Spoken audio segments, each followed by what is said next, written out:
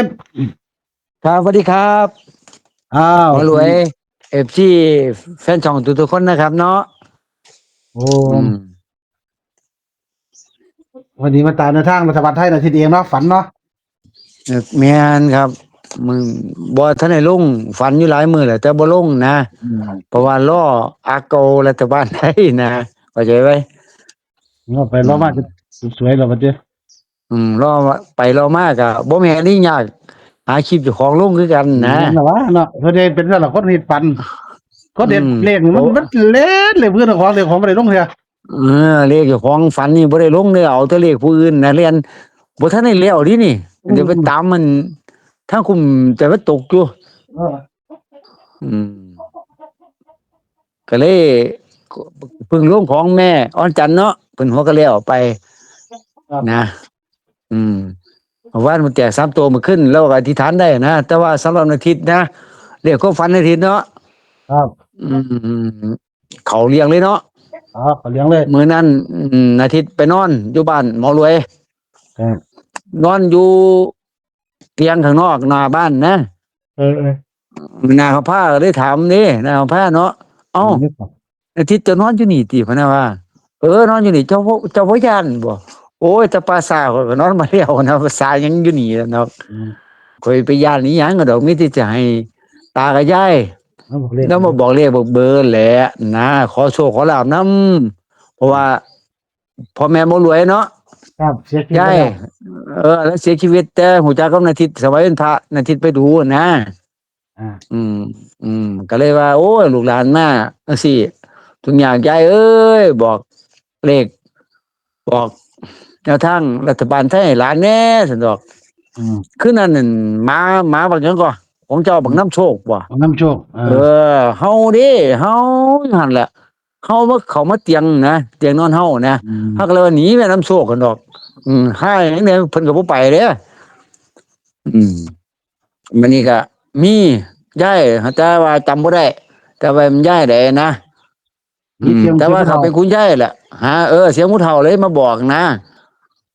ลาพะนะว่าเอาเด้อพะนะ932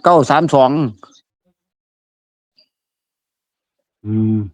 เก้าเสียงผู้เฒ่า323แม่นข้อยก็คิดว่ามันย้ายเลยอืมอืมคิดว่าเป็นแมวมารวยบ่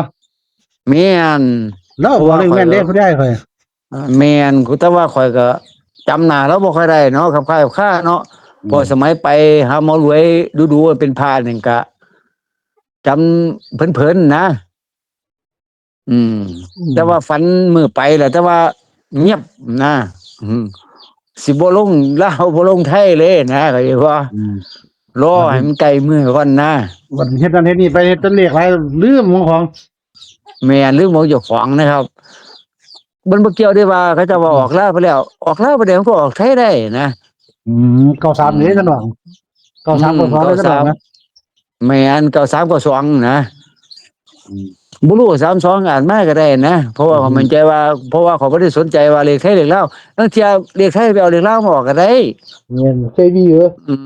มเคยมีนะมันบ่ได้เกี่ยวว่าโอ้ยออกเลขลาวมันสิออกเลขไทยบ่นะอืมอันนี้ตามความข่อยที่เคยเล่นมาเขาบ่ได้สนใจนะ อืมว่าเลขไทยเลขลาวออกลาวแล้วก็ออกไทยได้นะอืมเพราะว่าเฮาฝันขอย้ายเราบ่เฮาขอไทยบ่ได้ขอลาวแหมก็เลยบ่ลงลาวนะเข้าใจบ่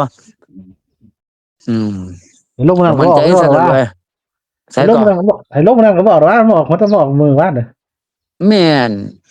ก็บ่ได้ฝันในหลายมื้อแล้วเพราะว่าอาทิตย์ก็เงียบนะเพราะว่ามันยากนำหาช่องหา FC ลงช่องนะก็เลยบอกรวยดอกลงให้ข่อยโค้งสุดท้ายเด้อดอกอืมบางทีก็ให้โชคให้ FC เพิ่นมีโชคมีชัยนำนะเพราะนั้นแบบว่าโดนๆนี่ไปบ้านนอนบ้านหมอรวยนะครับผก็มก็ลองเบิ่งนะอันตัวเล็กกว่านะพี่เอาไม่นะ932ก็ยายมา32เนาะบอกเด้อแม่นเป็นผู้หญิงเนาะคิดว่าเป็นแมวมารวยเนาะแม่นข้อยก็คิดว่ามันยายแหละบ่มีผู้อื่นดอกแต่ผู้ว่าใดสิเข้าไปได้แต่ว่าแมวมารวยบอกเลขแม่นเด้ตามเคยคแม่นนฝันเกี่ยวน่ะข้อยก็ที่คิดว่าแม่นข้อยก็หนักอยู่เดิข้อยดึกเอาเออลองเนาะ นักยนต์วะ ครับเหนื่อ น้อง ยหนักอยู่แล้ว น้องวันอาทิตย์นี้เด้อนะครับเรียกเอ่อมานอนบ้านหมารวยพอดีเพิ่นมาส่งหมารวยท่อนธุระเพิ่นเลยมานอนใน ครั นี่ บผม มาประมาณ 2-3 มื้อเนาะแม มาน ครับ มาฝันว่าแม่นมีหญิงผู้เฒ่ามาบอกอยู่ข้างเตียงนอนซื้อเด้อบักหลาว่าซั่นเด้อโชว์มาให้ แม เด้อ นแมนแล้วบอกว่า แมน อืม ก่อนข่อยสินอนข่อยก็อธิษฐานขอนะยายเอ้ยตาเอ้ยนั่นดอก อืม ลูกหลานก็มาเยี่ยมมายามบ้านนะก็ให้โชคให้ใช่ลูกหลานนี่เด้อสะดอกทั้งทุกข์ทั้งยากกันดอกนะ ก็เว้าความจริงแม่ยายเราฟังเนาะเฮาก็บ่ได้ร่ำรวยหยังเนาะก็ทุกข์ก็ยากคือว่าแหละ อาจแล้วยายเดี๋ยวจะมาอีตนสานนะเพราะว่าเห็นข่อยครับสรวยคบกันมาแต่โดนเนาะแต่สมัยพาแล้วก็สิฮู้นะแล้วก็สิจำหน้าเฮาได้เนาะ แม่น แล้วก็เลยก็สิมาให้โชคให้ชัยนะครับก็ลองเบิ่งนะครับ เป็นเรื่องความฝันนะครับเนาะ ๆสายด่วนเธอด่วน ครับผม รัฐบาลไทยนาทีฝันว่าแม่หมารวยมาบอกนะครับ ครับผ ตัว ม แก่นๆรอบเมืองนาทีว่าจัดหนักแล้วซั่น ครับ ก็คือว่าเลขเข้าไปรถตู้ไปนครพนมคนไทย93กันว่ะ แมนครับ อย่าลืมเด้อครับ เด้อไอ้บอกไอ้พี่ได้เลขคือเลขไอ้ไปอิหยังก่อนดงต้องให้ยามใดรถตู้คันนี้บ่เคยพลาดเด้อครับ คือว่าอาจารย์ให้นำหมดเลขอาจารย์วัดป่าเพิ่นให้เท่าไหร่ก็19 18เด้ แมนอาจารย์ป้าเฮาเพิ่นให้19 18นะครับ แต่ นครพนมเนาะเพิ่นก็แม่นคือกันเนาะแม่นบ่ แม่ว้ายทำไมข่อยเป็นพระนะอยู่นำเพิ่นนะเพิ่นสิบ่มักคนคล้ายๆถามนี่เพิ่นบ่ให้ดอกครับ นอกจากเพิ่นสิเว้าเองนะ อืม ตอนนั้นเพิ่นบอกมาจากไสก็มาจากนครพนมมาร้อยเอ็ดเนาะ มี มีคนไปถามโชคถามหยังนะเพิ่นนะเพิ่นบอกโอ้ยบ่เคยฝันบ่แม่นแต่ว่าข่อยนั่งรถมาจากนครพนมโลฮอดร้อยเอ็ด372 โลแล้วบอกนะออกอีหลีแล้วออกแล้วเนาะ372แล้ว เด้เอา3โลเด้ แม่นระวังให้ดีนะเพราะว่าอาจารย์เพิ่นสิบ่ค่อยบอกผู้ใดถ้าเพิ่นบ่เมตตาอีหลีเพิ่นบ่บอก แต่ว่าตอนนี้เพิ่นก็คิดฮอดแต่สรวยแหละมื้อใดน้อสิลงมาให้เก็บหนักแล้วพอใหญ่ไสโทรมาอยู่เมื่อวานนี่แหละ ว่าได้ล่ะ ว่าอาจารย์เพิ่นรอเจ้ากับสรวยดิพะนะว่าก็หมอรวยดิว่า โอ้ย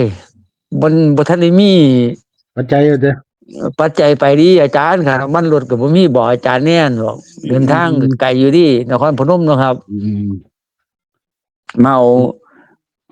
เพิ่นคือว่าแหละเพิ่นเห็นงานหนัก เนาะ เนาะ เพิ่นบอกเขาค่อยเอาให้ได้เลขไปแล้วถือมานวดอาจารย์ได้เด้อว่าซี่ แม่นเพิ่นก็บอกหมอรวยอยู่ว่าคันนี้เพิ่นเอาให้นะ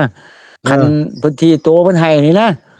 18กับ19หมอรวยก็ต้องตามสัญญาคือต้องลงไปหาเพิ่น ซื้อหน่อยได้บ่ได้ค่าน้ำมันรถเด้อ เอาจะก็แล้วแต่เจ้าเดี๋ยวเนาะเพิ่นให้อาจารย์เพิ่นให้แล้วแหม นะครับ อาจารย์เบิ่งดีๆนะครับ ของอาจารย์พ่วงกานะครับบ่แม่นอาจารย์